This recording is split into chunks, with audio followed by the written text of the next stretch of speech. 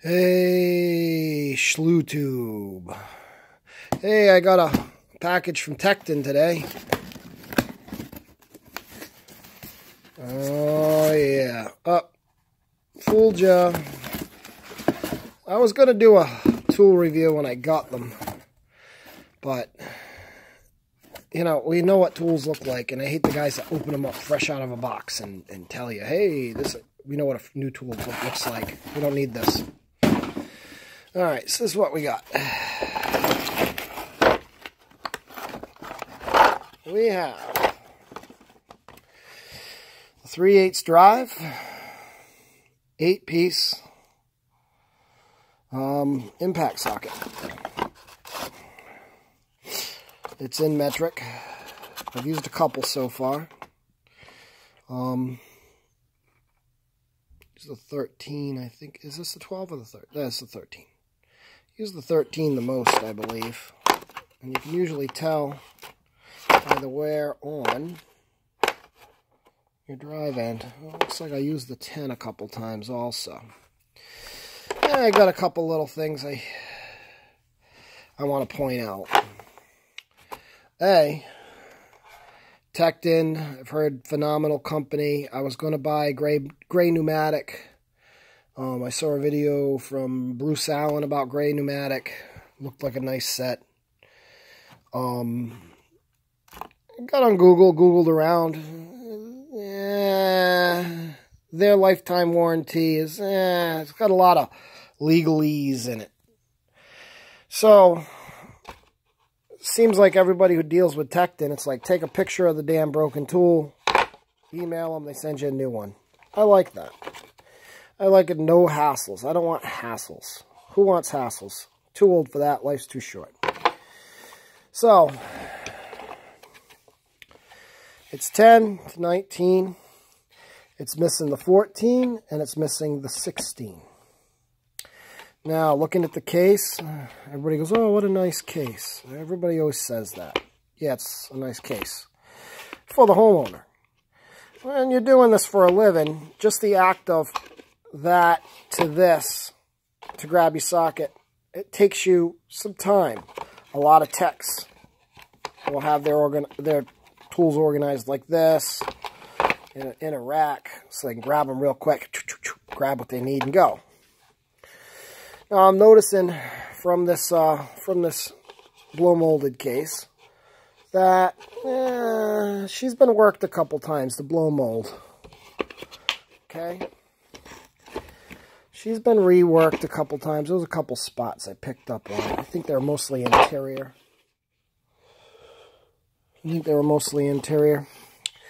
Some of the numbers aren't really lined up so well. When it comes to the case, the first thing I want to do with these stupid things is cut the freaking top off. Tekton, if you want to make a name for yourself, you're doing a good job. Trust me, you're doing a good job. Make a two-piece case. Make a two-piece case that you can take this off. If you want to do something that no other tool company does, usually people take the case and they take the top off and they put it under their toolbox and they lose the top. I got a really good example of that somewhere if I could find it. Because I have a Cornwell tool set, which I can never seem to find when I need it. And I have been looking for it before I started making the video. I lost the top like 20 years ago. Took the top off, put it under my toolbox. Somebody swept up, whatever. It got thrown away. It got crushed. Something happened to it. So now I have Cornwell tools all over the damn place. In this blow molded case that I can never find. So anyways, make a two-piece case. The other thing is okay, it's fine to have them like this. You can visually see the numbers. That's great. That's phenomenal. I love it. The laser etching, I love it. I love being able to go, oh, I need an 18. Bam. Alright? But, so you make the thing, so you can take this part and put it on top of the case cover. You switch off the bottom a little bit so it'll actually snap into your eject pins, because I do believe these are eject pins to eject that from the case. So you make this part so it snaps into these eject pins. Okay?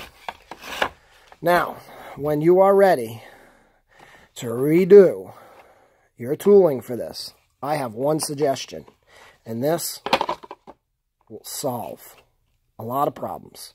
You buy a set. Let's say it's missing this one, the 13. This is the 13.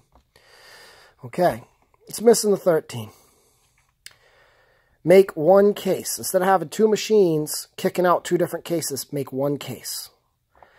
Okay, so you can sell the 8-piece set missing the piece. What you do, you have another machine. You make little plastic keychain widgets. This is a piece of clay. It'd say Tekton. Maybe put a keychain on it. You know, put a little piece of keychain. And then right here, it'll say 13 millimeter. So now, I don't have a complete set. I want to get a complete set. I buy the piece. I put it in. I still have the original case. Everybody's happy. And you can also sell them the little widgets. Because this is, by the way, this hole here. That's yet another. It's a strengthening hole for the mold. And it's also an ejection hole, I believe. So you can, you know, make those on the missing ones. Bang. Now you got a little keychain you can sell, and people put it on their keys, right? And you get free advertisement out of the deal. You know, if you wanted to make it useful, you could even make it useful. You can make a little gap tool or a little universal screwdriver, whatever you want. Make one that's, you know, it'd be handy. Make one with a hole for an apex bit, right? So now you got a screwdriver. You'll see. Just a thought. Anyways. So, I have used these. They're okay. I like bull-nosed impacts for the most part. But these seem pretty thin, so we don't need to worry about the bull nose or the chamfer on the ends. Seem like tough little sockets. I'm kind of impressed with them. You can't really mess up. You can't mess up impact sockets anyways. I mean, everybody makes them. Everybody and their brother. Now, it's a 13 mil. I tried this before and I didn't like how it came out. But I'm going to get the old calibrated. The old calibration. I'm going to zero that out. Okay. Yep. And I just wanted to do one in front of you. Alright. Alright. That one is... Alright, 0.517 or 13.15 millimeters. I've measured up an SK. It was 0.525 or 13.34 millimeters. I measured up a Gearwrench. It was 13.31 or 0.524 millimeters. Oh, wait a minute. No. 13.31 millimeters. Or 524 thousandths. I measured up a Husky. That's all I kind of had in my box. That was 13.27 millimeters or 0.5225. Yeah. I mean, come on. Do the math. You know, it's going to be a tight fit. So that's good. You know, their quality control is definitely there. Supposedly these are a flank drive, and what I get out of that is there's little recesses in the corners, and it grabs the side of the nut or bolt, and that's all well and good. Since we're talking about cases, I just want to reiterate real quick on something. The other thing is these take up a lot of room when you lay things on the side. If you really want to blow minds, go copyright a case that you can put up like this, okay, and make the part that comes off from where my thumb is to my finger.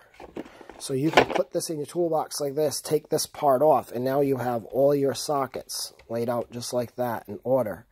you copyright that, man, I'm telling you something. First guy who copyrights that and starts marketing tools like that, they're going to be writing their own checks. They're going to be printing money. All right, the other thing I bought, I've been wanting for a while, some long-handed nippers. Now, with these here, I got a little test figured out.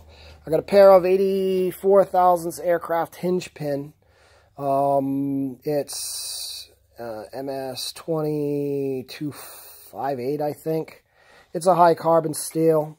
Usually when you cut these, from experience, you take a pair of vice grips, and there's a little cutty end on the end of the vice, and inside of the jaws of the vice grips, and you just clamp them down and it kind of breaks. And we used to call it hinge pin roulette, because if you need to cut off a piece like this, it would go flying across the hanger. Bing! And make a hell of a noise. So we're going to first, these are snap-ons. These are the 86 BOP. Okay. And we're going to try them. And I'm a pretty strong guy, and that's pretty much what I was expecting, and that's why we used to use vice grips. I got a pair of Kleins here. I'm going to try a different spot.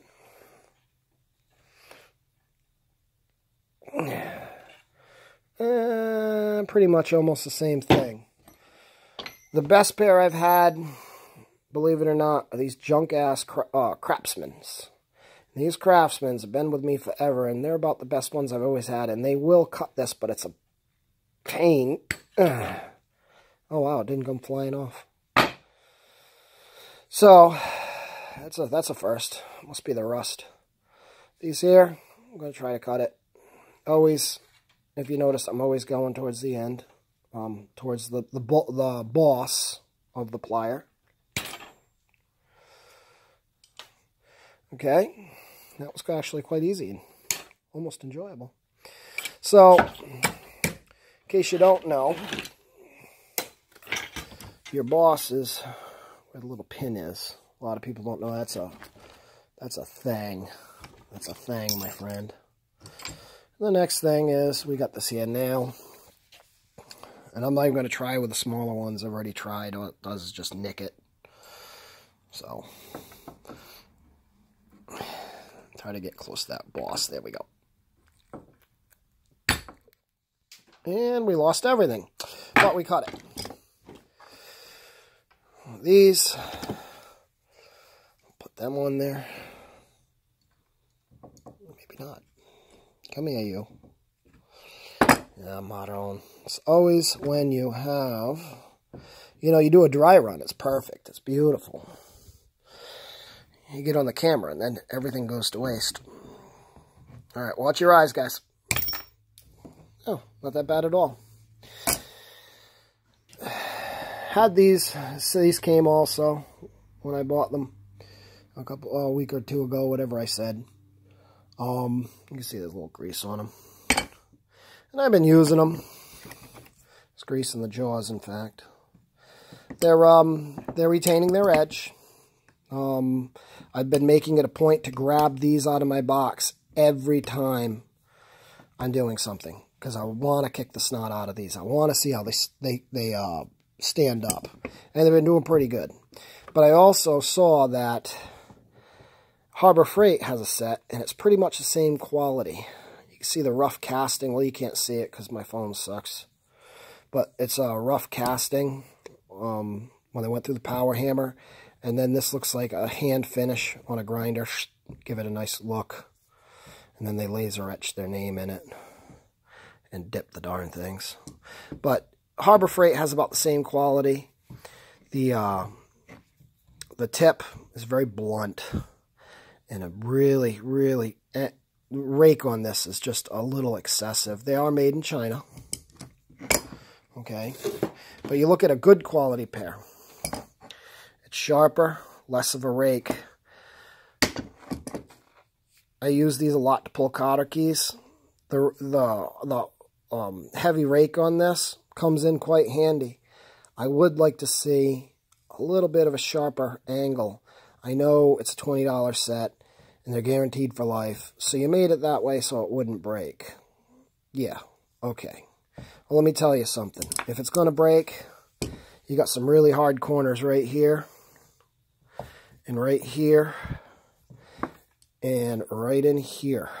And I can show you that in 5 seconds. All I got to do is line up some pliers. These are the Craftsman. Nice. See that tooling's nice and rounded. Okay. You got some sharp corners here. These are the... Oh, this is a cheapo set. And then those are my Kleins. Cheapo set, they'll definitely break in there. The Kleins, it looks like it's sharp, but it is rounded over.